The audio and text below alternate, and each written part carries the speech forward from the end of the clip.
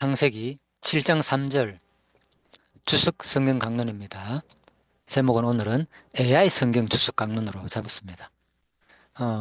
이 내용은 챗 GPT와 딥시크, 최근 중국에서 발표된 그 AI를 가지고 주석을 강론한 내용입니다. 근데 사실 제가 이 부분을 보면서 한번 챗 GPT에서 검색을 해보았습니다. 창세기 7장 1절에 대한 옥스퍼드 원어 대전 주석은 무엇인가 이렇게 검색하니까 죄송하지만 현재 제공된 자료에서는 옥스퍼드 원어 성경 대전의 창세기 7장 1절에 대한 직접적인 주석 내용을 찾을 수 없어서 이제 다른 주석 자료를 통해 가지고 어, 살펴보겠다. 이래 가지고 살펴본 내용이 이제 쭉 나오는데 이 출처가 뭐냐 하면은 이제 여기 네이버도 나오고 뭐 유튜브도 나오고 이런 각종 나옵니다.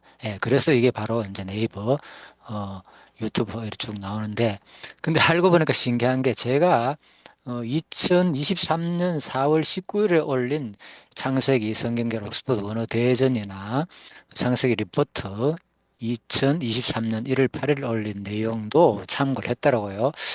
참 신기함을 느꼈습니다.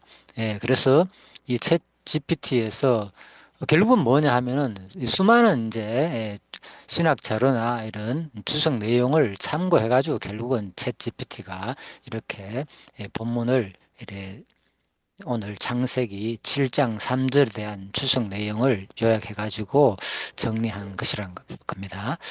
자, 그래서 결국은 이것이 일반 사람들이 많이 공유되고 아는 책 내용을 근거로 해가지고 설교나 강의나 또 블로그 글이나 이런 것을 통해서 종합적으로 결국은 만들어진 내용이다. 자, 이렇게 보시면 되겠습니다. 그래서 제가 이제 챗GPT나 딥시크 이 내용을 가지고 자, 이 시간에는 정리한 내용을 가지고 강의를 해보도록 하겠습니다. 창세기 7장 3절 공중의 새도 암수 7씩을 데려와 그 씨를 온 지면에 유정케 하라. 자, 첫 번째 그래서 이렇게 두 가지를 제가 딥시크나 챗 GPT에서 정리한 내용을 그대로 옮겨가지고 조금 제가 같이 조합한 내용입니다. 자, 첫 번째, 이 공중의 새는 이 표현은 모든 종류의 새를 포함합니다. 하나님은 새들도 홍수로부터 보호하시며 그들의 종을 보존하려 하십니다. 이는 하나님의 창조물에 대한 보호와 관심을 나타냅니다. 자, 제가 7장 3절 이렇게 이거 뭐 챗 GPT와 어, 딥시크를 이렇게 활용한 이유는 뭔가 하면요. 실질적으로 이번 추석에서 어, 또 어느 대전 추석에서는 이렇게 설명이 자세히 되지 않더라고요. 그래서 오히려 이걸 활용하니까 더 풍부하게 좀 설명할 수 있다 싶어서 제가 이렇게 하는 겁니다. 참 좀 이것을 보면 놀라게 됐습니다. 자, 먼저 일단 공중의 새에 대한 설명도 이렇게 잘 돼 있지만은 그 어느 대전에서는 이런 설명까지 자세하게 하지는 않았다는 겁니다. 자, 그래서 공중의 새는 모든 종류의 새를 포함합니다. 하나님께서 이렇게 공중의 새도 암수 7씩 데려와 그 씨를 온 지면에 유전하라는 말은 또 하나님은 새들도 홍수로부터 보호하고 또 그들의 종을 보존하려는 의도였습니다. 이는 하나님의 창조물에 대한 보호와 관심을 나타낸다고 합니다. 자, 두 번째, 암수 7씩. 여기서 이제 암수 7씩이란 말은 이는 홍수 이후 제사에 사용할 제물의 필요성과 종족 번식을 위한 조치로 이해됩니다. 정결한 짐승과 새를 7쌍씩 데려온 이유는 뭐냐? 후에 노아가 하나님께 번제를 드릴 때 사용하기 위함으로 이제 보인다. 이렇게 되어 있습니다. 음, 방금 한 내용은 이제 그 딥시크에서 한 내용입니다. 대부분은 이제 챗 GPT에서 지금 한 내용인데 앞부분 내용은 요건 딥시크에서 주석한 내용입니다. 자, 그래서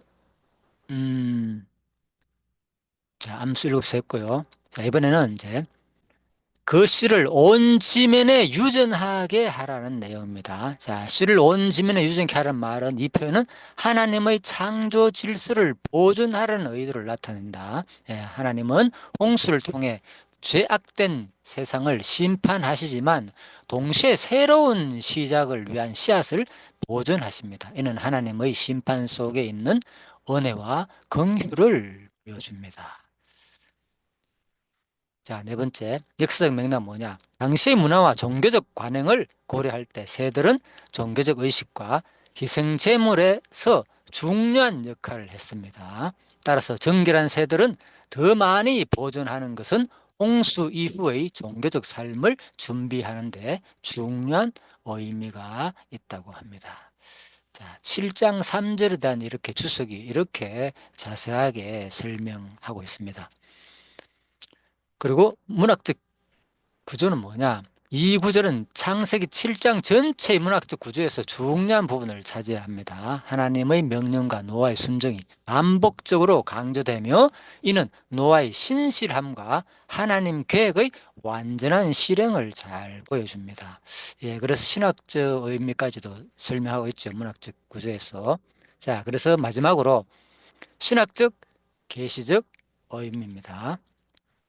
이 구절은 하나님의 전능하심과 섭리를 강조합니다. 제가 파란 바탕으로 해놨죠. 그래서 바로 공중의 새도 암수 7씩을 데려와 그 씨를 온 지면에 유전하게 하라. 이 한 구절에서 이렇게 신학적, 계시적 의미를 우리가 찾아볼 수 있다는 겁니다. 이 구절은 하나님의 전능하심, 전능성이 강조되죠. 섭리, 하나님의 이거 뜻입니다. 작정, 계획, 모든 것이 다 포함된 내용이죠. 이 섭리라는 것은. 자, 그래서 하나님의 뜻, 작정이 강조되기도 하고요. 하나님은 모든 생물을 보호하시며 그들의 종을 보존하십니다. 이는 창조주로서의 하나님의 권위, 자, 그래서 하나님의 권위를 또 계시하고 또 창조물에 대한 사랑을 나타냅니다. 그래서 하나님의 또 자비성도 계시하는 신학적 아주 계시적인 의미가 창세기 7장 3절에 나타난다고 할 수 있겠습니다.